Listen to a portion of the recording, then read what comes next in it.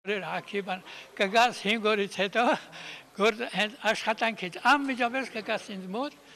Խաչատուր Իսկանդարյանը 12 քանդակներից 7-ը նվիրել է Ալավերդուն, որոնց ցուցահանդեսի բացումով էլ սկսում է տոնական արարողությունները։ Մասնագիտական տոնի արդիվ թանկարժեք նվերներով պարգևատրում են Ալավերդու տարբեր կազմակերպություններ, ինչպես նաև ACP ընկերության աշխատողներին, մետալուրգներին, հանքափորներին։ Անցնող մեկ տարում Ալավերդում շուրջ 250 միլիոն դրամի կապիտալ ներդրումներ են կատարվել, սակայն քաղաքապետի համար տարի նշանավորվել է մի կարևոր հանգամանքով։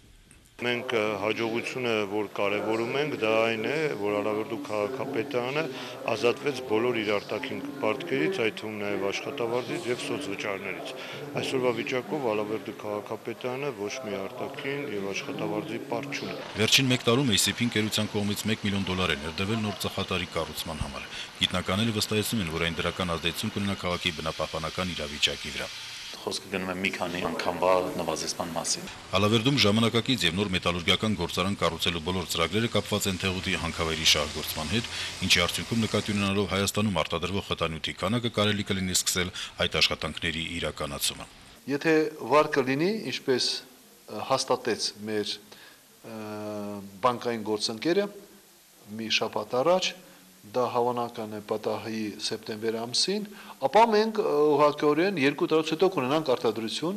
Տոնական միջոցառումները շարունակություն ունեցան Մետալուրգ մարզադաշտում։ Վալեքսում Ալավերդու քաղաքապետարանին նվիրեց աղբահավաք արտասահմանյան մեքենա, իսկ Երևանյան բուհերի 20 ուսանողի, այդ թվում Ալավերդի արևմտյան Հայաստանում շրջագայելու 7-օրյա ղեկրեր։ Ապա ելույթ ունեցան Ալավերդու գեղարվեստական խմբերը, Երգի պետական թատրոնի արտիստները։ Տոնական օրն Ալավերդում ավարտվեց հրավառությամբ։ Հրաչապապինյան, Սամվել Գալստյան, Հայլուր։ 70 տարեկանում կյանքից հեռացել է Դոննարա Մկրտչյանը, 1970-80-ականների հայ թատրոնի, հեռուստատեսության և կինոյի ամենասիրված դերասանուհիներից մեկը, որը նաև 2 զավակ է պարգևել մեծանուն դերասան Մհեր Մկրտչյանին։ Աշխատելով հարազատ Գյումրիի, նաև Երևանի Սունդուկյանի անվան թատրոններում նա բազում վառ և ինքնատիպ դերեր է մարմնավորել։ Հատկապես ցայտուն են նրա կերտած կատակերգական կերպարները։ Դոննարա Մկրտչյանի անուշը Պաղտասար աղբարում Մհեր Մկրտչյանի խաղընկերակցությամբ դարձավ նրա ստեղծագործական պսակը։ Սակայն դերասանուհու ճակատագիրը դառն ու ողբերգական էր։ 20 տարուց ավելի նա գտնվում էր Սևանի հոգեբուժարանում, փայփայելով բեմ վերադառնալու երազանքը։ Կատակերգական կերպարների հանդեպ ընդգծված հակում ունեցող դերասանուհին անգամ կյանքի վերջին 20 տարում առանց ընտանիքի ու սեփական տանիքի հոգեբուժարանում չի կորցրել ծիծաղելու եւ ծիծաղեցնելու հատկանիշները։ Զարմանալի հիշողությամբ այս կինն անգամ այնտեղ շարունակել է խաղալ ժամանակին իր մարմնավորած բոլոր դերերը։ Երբեք չի կորցրել երազելու հակումն ու անկատար իղձերի մասին բարձրաձայն մտորել է իր երկրպագու այցելուների ներկայությամբ։ Անչափ սիրելի ու հարազատ Սունդուկյանի անվան թատրոնի հեռախոսահամարն անգամ Սևանում հայտնվելու տասնամյակներ անց չի ջնջվել նրա հիշողությունից։ Դոննարա Մկրտչյանը կյանքի 70 տարիներից ավելի քան 20-ը անցկացրել է հոգեբուժարանում։ Դերասանուհու նկատմամբ սերը կրկնապատկվում էր Մհեր Մկրտչյանի կինը լինելու շնորհիվ։ Մհեր Մկրտչյանի ընտրյալը շատերը կցանկանային լինել թե կյանքում, թե բեմին կամ ֆիլմում։ Դոննարան մարմնավորեց 3-ին էլ, սակայն ընտանիքում այնպես չէր, ինչպես ֆիլմերում։ Աշխարհահռչակ դերասանի կինը ոչ միայն չի կարողացել հաշտվել ամուսնու երկարատև գործուղումների հետ, այլև տառապել է խանդիր, ինչը հանել է նրան հոգեկան հավասարակշռությունից։ Այս ամենին գումարվել են նաև դերասանուհու մոտ շատ վաղ տարիքում ի հայտ եկած ժառանգաբար փոխանցված հիվանդության նշանները։ Ավելի ուշ Դոննարան պիտի տառապեր ոչ միայն իր, այլև նույն հոգեկան հիվանդությունը ժառանգած որդու համար։ Ամբողջ կյանքի ընթացքում թե Դոննարայի, թե Ֆրունզիկի խաղացած տրագիկոմիկ դերերը ինչ որտեղ եղել են կյանքի արտացոլանքը։ Խանդի տեսարաններից խուսափելու համար Մհեր Մկրտչյանը երբեմն ստիպված է եղել նկարահանման հրապարակ գնալ կնոջ հետ։ Երբեմն էլ Դոննարայի համար ռեժիսորները հատուկ դերեր են ավելացրել այն ֆիլմերում, որտեղ նրա հանճարեղ ամուսիններ խաղում։ Լեգենդար Կովկասի գերուհին հենց այդ ֆիլմերից էր։ Նրան իսկապես գողացան։ Այո։ Ով գողացավ։ Ախա, ով է փեսացուն։ Մեզ մոտ այդ մասին միայն իմանում են հարսանիքի օրը։ Հարսանիքի։ Երբեք։ Տարիների հետ արտիստուհու հոգեկան հիվանդությունն ավելի է խորացել եւ ի վերջո Դոննարա Փիլոսյան Մկրտչյանը հայտնվել է Սևանի հոգեբուժարանում։ Դժբախտ ճակատագրով այս կինը նույնիսկ տեղյակ չի եղել ամուսնու եւ զավակների մահվան մասին, մինչեւ վերջ սպասելով նրանց։ Նաեւ մինչեւ վերջ փայփայելով Սունդուկյանի բեմում մի օր դարձյալ խաղալու երազանքը։ Այցելուներից մեկին տալով թատրոնի հեռախոսահամարը խնդրել է զանգահարել ու ասել, որ Դոննարան անպայման վերադառնալու է։ Ռուզաննա Վարդերեսյան, Հայլուր։ Դիլիջանում տեղադրված Միմինո ֆիլմի 3 մեծանուն դերասանների արձանախմբին այցի է գնացել նրանցից միակ ողջ մնացած արտիստը Վախթանգ Կիկաբիձեն։ Քանդակը նրան դուր է եկել առաջին իսկ հայացքից, շատ տպավորված նա հատկապես երկար կանգ է առել Մհեր Մկրտչյանի արձանի մոտ։ Վաստակաշատ դերասանը փորձել է Դիլիջանի ջրից, որ ֆիլմում գովերգվում է նրա խաղընկերը, լուսանկարվել հիշուր հայտնված դիլիջանցիների հետ։ Կիկաբիձեն պատմել է, որ վրացի հայտնի քանդակագործ Զուրաբ Ծերեթելին ևս արարել է մի քանդակ նույն թեմայով Մոսկվայում տեղադրելու նպատակով, սակայն հետագայում որոշվել է այն տեղափոխել Թբիլիսի։ Նրա խոսքով դիլիջանյան գործը ավելի կոլորիտային է։ Կարճատև այցի ընթացքում Վախթանգ Կիկաբիձեն Դիլիջանում դրվագներ է պատմել իր գործընկերոջ և սիրելի ընկերոջ Մհեր Մկրտչյանի հետ համատեղ աշխատանքից։ Օգոստոսի 13-ին Վազգեն Սարգսյանի անվան հանրապետական մարզադաշտում տեղի կունենա համահայկական 5-րդ խաղերի հանդիսավոր բացումը, մուտքն ազատ է լինելու։ Համահայկական խաղերի համաշխարհային կոմիտեի նախագահ Իշխան Զաքարյանի խոսքով որոշումը կոմիտեն կայացրել է հաշվի առնելով, որ խաղերի հանդիսավոր բացումը նաև մեծ տոնահանդես է, որին անվճար մասնակցելու հնարավորություն պետք է ունենան բոլոր ցանկացողները։ Մարզիկների ու մարզիչների երթման ջահը վառելու արարողությանը կհաջորդի մարզական շքերթը, որի ավարտին հանրապետության նախագահը կհայտարարի խաղերի հանդիսավոր բացման մասին, տեսված է նաև համերգային ծրագիր։ Խաղերի փակման արարողությունը տեղի կունենա օգոստոսի 21-ին Կարեն Դեմիրճյանի անվան մարզահամերգային համալիրում։ Բացման և փակման արարողությունները ուղիղ հեռարձակվելու են հանրային հեռուստատեսությամբ։ Համահայկական 5-րդ խաղերի համար պետբյուջեից կհատկացվի 80 միլիոն դրամ։ Սպասվում է, որ խաղերի օրերին մայրաքաղաք կայցելի 10,000 զբոսաշրջիկ։ Համահայկական խաղերի ծրագրում ընդգրկված է 10 մարզաձև։ Համահայկական խաղեր Հայաստանում առաջին անգամ անցկացվեցին 12 տարի առաջ, սկզբում 2 տարին մեկ, հետո որոշվեց հավաքները կազմակերպել ինչպես օլիմպիական խաղերը 4 տարին մեկ անգամ։ Սա պետական լրջագույն միջոցառում է, որ ունի նաև շատ մեծ նշանակություն հայրենիք սփյուռք կապերի ամրապնդման առումով։ Համահայկական 5-րդ խաղերին այսօրվա դրությամբ հայտ են ներկայացրել մասնակցելու 86 քաղաք և 2214 մարզիկ մարզուհի։ Ես կարծում եմ, որ քաղաքների թիվը խաղերի սկզբին կմոտենա շուրջ 100-ի, մասնակիցների թիվը 3000-ից կանցնի։ Մենք արդեն նայել ենք Հայաստանի Հանրապետության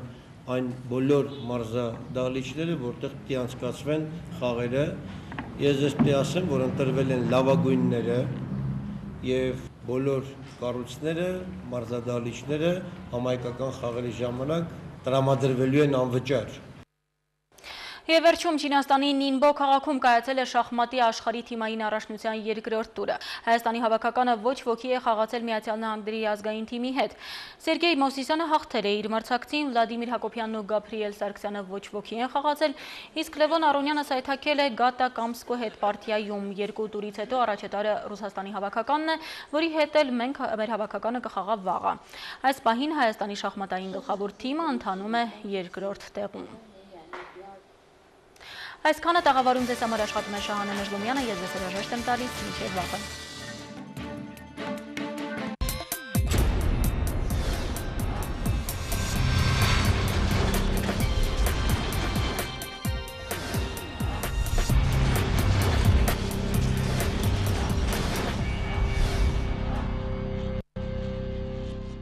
Բարի երեկո, կարող ենք ևս մեկ նորություն արձանագրել մեր հասարակական քաղաքական կյանքում, նորություն, որը միգուցե նույնիսկ կարողանա քաղաքական մշակույթի վերածվել։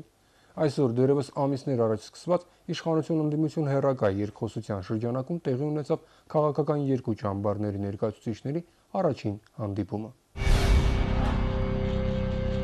Ճիշտ է, հանդիպմանը մասնակցած գործիչներն իրար հետ առանձին երևի շատ հանդիպած կլինեին, բայց այս ձևաչափով եւ այս կարգի հանդիպումը մեր նորանկախ պատմության համար իսկապես էլ աննախադեպ էր։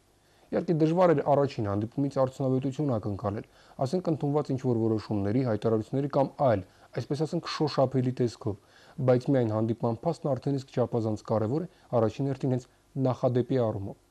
Ընդհանրապես հանրային կյանքում նախադեպերը ծայրահեղ կարևոր են։ Օրինակ, երբ Միացյալ Նահանգներում 2000 թվականի նախագահական ընտրություններում ծայրաստիճան լարված իրադրություն էր, երբ բոլորին թվում էր, թե հաղթողը դեմոկրատ տեխնացու Ալբերտ Գորն է, երբ ձայների նախնական հաշվարկը նույնպես դա էր ապացուցում, երբ Գորն արդեն շնորհավորանքներ էր ընդունում, բայց երբ պարզվեց, որ ընդամենը մեկ նահանգի ձայների հաշվարկի արդյունքում հաղթողը Ջորջ Բուշն է, շատերի համար հաղթող համարված Գորը, չնայած հասարակության լայն շերտերում ընտրությունների արդյունքներից եղած դժգոհությանը, այդուհանդերձ շնորհավորեց Բուշին ընտրություններում հաղթելու կապակցությամբ։ Շնորհավորեց, որովհետև քաղաքական ավանդույթներն են այդ երկրում այդպիսին, իսկ այդ ավանդույթները ձևավորվել են նախադեպերի հիման վրա, կոպիտ ասած, առաջին անգամ դա եղել է, դրան հետևել է երկրորդ, երրորդ անգամները եւ հետզհետե վերածվել ավանդույթի։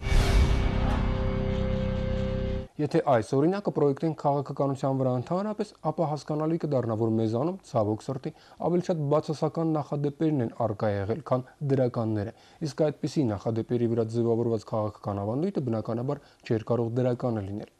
Այս առումով մենք հիմա կարծեք թե որակապես այլ փուլ ենք թևակողում։ Փուլ, երբ սկզբունքորեն նոր տիպի նախադեպեր են արձանագրվում, ասենք, երբ գործող նախագահը կարող է դրվատանքի խոսքեր ասել նախորդ երկու նախագահների հասցեին, երբ ընդդիմությունը, չնայած իր համախոհների որոշակի հատվածի արմատական ձգտումներին, իր քաղաքական կուրսը կառուցում է պայքարի բացառապես օրինական ու քաղաքակիրթ մեթոդների վրա, երբ քաղաքական գործիչներն սկսում են թեկուզ եւ ոչ միանգամից, բայց եւ գիտակցել, որ մեծ տղամարդկություն չի պահանջվում քաղաքական հակառակորդի հասցեին վիրավորական արտահայտություններ անելու համար, եւ ընդհակառակը շատ ավելի բարդ, բայց շատ ավելի արդյունավետ է այդ հակառակորդին որպես մրցակից դիտարկելը, իսկ վիրավորելու փոխարեն երկխոսելու առաջարկ անելը։ Սրանք անկասկած դրական նախադեպեր են, հետևաբար հույս կա, որ դրանց շարունակական լինելու դեպքում մենք կկարողանանք նաև այդ որակի մեջ քաղաքական մշակույթ ձևավորել։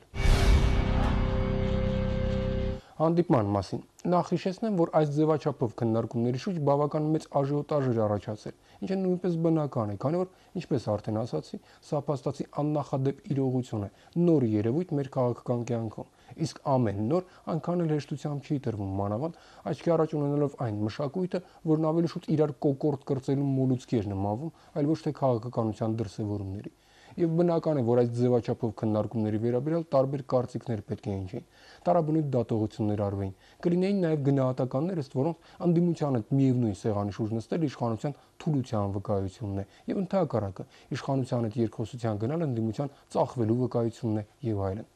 Իրականում բոլոր այդ կարգի դատողություններն ու կարծիքները չափազանց արագ սպառելու են իրենց, քանի որ ադապտացված չեն նոր իրողություններին, կոպիտ ասած, տողեր են հին երգից, այն երգից, որն արդեն վաղուց հոգնեցրել է բոլորին։ Մի խոսքով, առավել քան բնական էր, որ այսօր կայացած հանդիպման շուրջ աղմուկը չափազանց մեծ պետք է լիներ։ Ավելին, աղմուկը մեծ էր անգամ հանդիպմանը մասնակցող իշխանական եւ ընդդիմադիր պատվիրակությունների մասը։ Հիշեցնեմ, որ մամուլում նույնիսկ հրապարակումներ ի հայտ եկան, ըստ որոնց քաղաքական երկու ճամբարներում անգամ լուրջ մրցակցություն է եղել պատվիրակությունների կազմում ընդգրկվելու համար։ Մարդիկ են իրարից նեղացել, փորձել են իրենց ղեկավարության շրջանում լոբբինգ անել եւ այլն։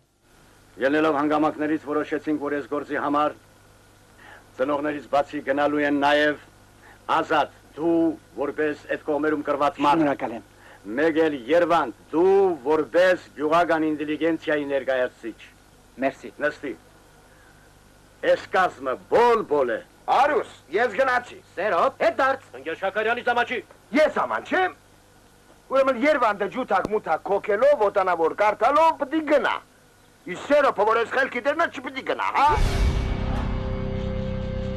Առաջին հանդիպումը, ինչպես եւ սպասվում էր, շոշափելի ոչինչ չի տվել, բայց արդեն իսկ ակնհայտ է, որ այդ հանդիպումները շարունակվելու են։ Արդեն իսկ ակնհայտ է, որ որոշակի օրակարգ է ձևավորվելու, որի մեջ տարբեր խնդիրներ են ներառվելու եւ այլն։ Մի խոսքով, ինչպես կասեր գլխին մեծ խալով մարդը, process պաշով։